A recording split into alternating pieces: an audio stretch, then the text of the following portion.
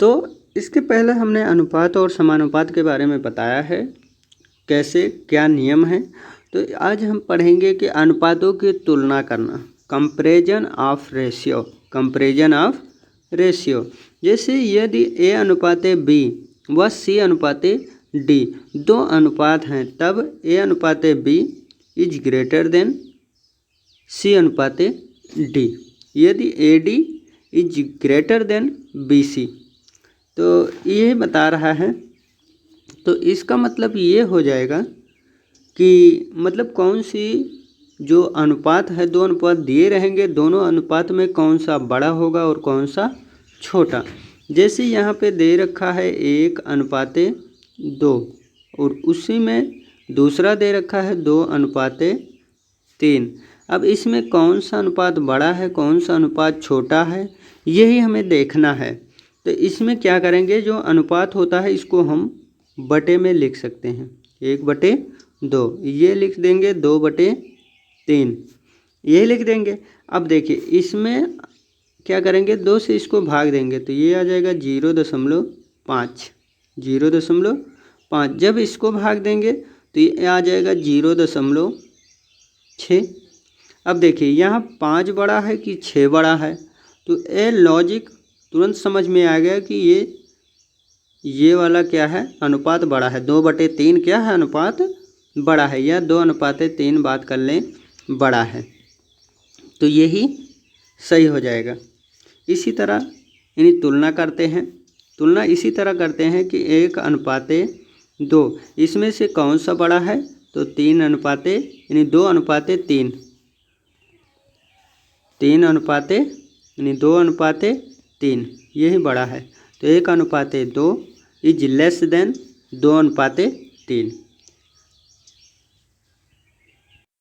देखिए समानुपात जिसे प्रोपोर्शन कहते हैं, प्रोपोर्शन को समानुपात कहते हैं। इसमें दिया गया है कि यदि 4 अशून्य संख्याएं जैसे A, B, C व D इस प्रकार है कि A अनुपाते B और C अनुपाते D समान हो, तब संख्याएं A, B, C और D समानुपात में होती हैं तथा इन्हें A अनुपाते B समानुपाते C अनुपाते D से प्रदर्शित करते हैं, जहां A व D को बाह्य पद तथा B और C को मध्य पद कहते हैं।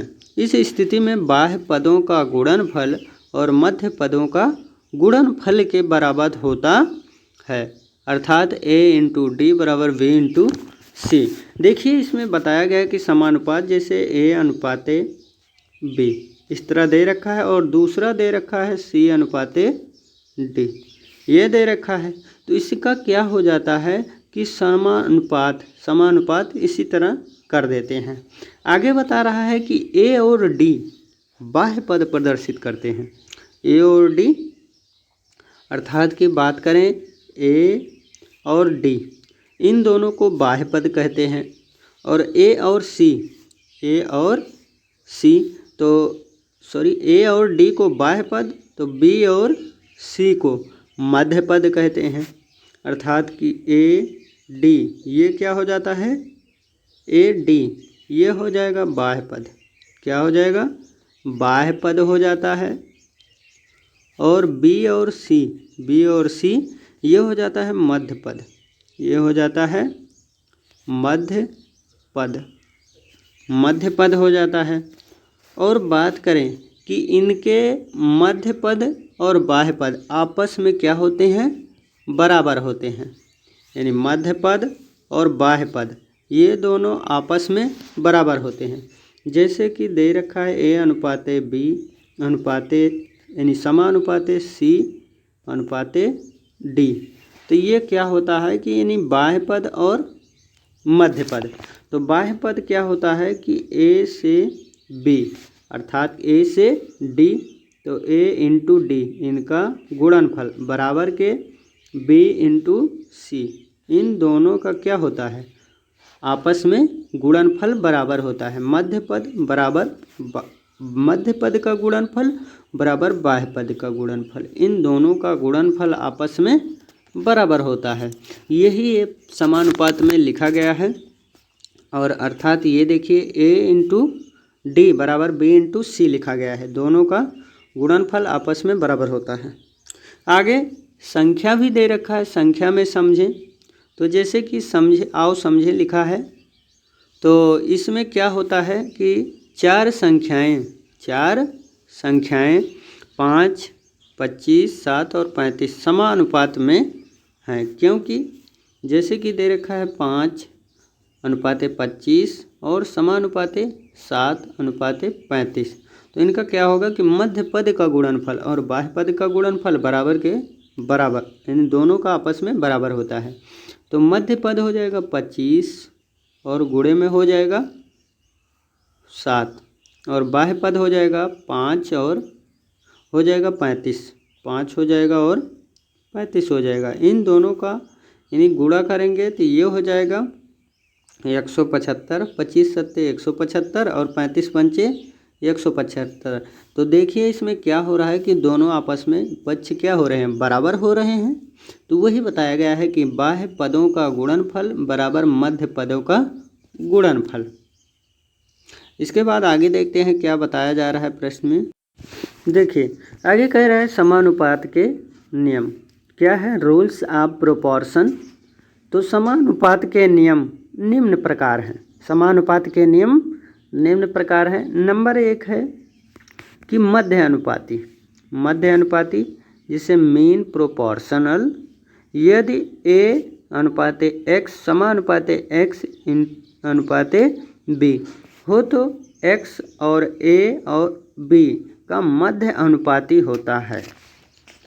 X A और B का मध्य अनुपाती होता है, यानी X क्या है, A और B का मध्य अनुपाती होता है। तो तथा एक्स स्क्वायर बराबर के AB, एक्स स्क्वायर के AB। जैसे यहाँ पे दे रखा है A अनुपाते X समानुपाते X और अनुपाते B, यही दे रखा है। तो इसका मध्य अनुपाती कह रहा है, तो मध्य पद का गुणनफल यह हो जाएगा X गुणे X और बराबर के बाह्य पद का गुणनफल। बाह्य पद क्या है, A और B है, तो A हो जाएगा और B हो जाएगा। इनका गुणा करेंगे, ये हो जाएगा एक्स स्क्वायर और बराबर के A से B, यानी गुणा होगा तो ये हो जाएगा x, इधर वर्ग है इधर आएगा तो वर्गमूल हो जाएगा, यानी AB हो जाएगा, अंडर रूट AB हो जाएगा। और यही हल करके दिया गया है, यही हल करके दिया गया है। तो क्या होगा आगे देखते हैं। इसका एग्जाम्पल भी दिया है। तो देखिए इसमें क्या हो रहा है, उदाहरण में दे रखा है कि 2 तथा 32 का मध्य अनुपाती है। तो इसको हम लिखेंगे कि 2 अनुपाते, मध्य अनुपाती नहीं पता है, मान लेंगे x और अनुपाते यानी समानुपाते x हो जाएगा और अनुपाते 32 हो जाएगा। और इसका क्या होगा कि मध्य पद का गुणनफल अभी हमने जस्ट पहले ही निकाला है, x बराबर अंडर रूट AB। ये हो जाएगा x मध्य पद हो जाएगा एक्स स्क्वायर बराबर बाह्य पद क्या हो जाएगा 2 और 32 का गुणनफल, 32 गुणे क्या हो जाएगा 2। x बराबर करेंगे तो इधर वर्ग है इधर वर्गमूल हो जाएगा और 32 दूना 64, 32 दूना 64 हो जाएगा। जब x बराबर करेंगे तो 64 का वर्गमूल 8 हो जाएगा।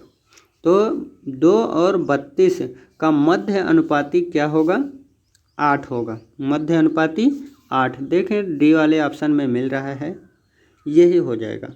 इसके बाद अगला नियम देखते हैं। दूसरा नियम क्या है, दूसरा नियम क्या है कि तृतीय अनुपाती जिसे थर्ड प्रोपोर्शनल कहते हैं। यदि A अनुपाते B समानुपाते B अनुपाते X हो तो X A और B का तृतीय अनुपातित होता है। X जो है A और B का तृतीय अनुपाती होता है, अर्थात कि x बराबर B स्क्वायर बटे A होता है। तृतीय अनुपाती जैसे दे रखा है A अनुपाते B समानुपाते B अनुपाते x।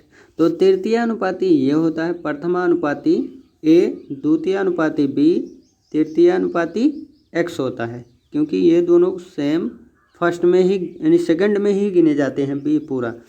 तो तृतीय अनुपाती क्या होगा कि बाह्य पद का गुणनफल, बाह्य पद, तो बाह्य पद क्या है, a और x है, तो a हो जाएगा इंटू में x हो जाएगा, और बराबर के मध्य पद b है और b है, दोनों का गुणा होगा तो b इंटू b हो जाएगा।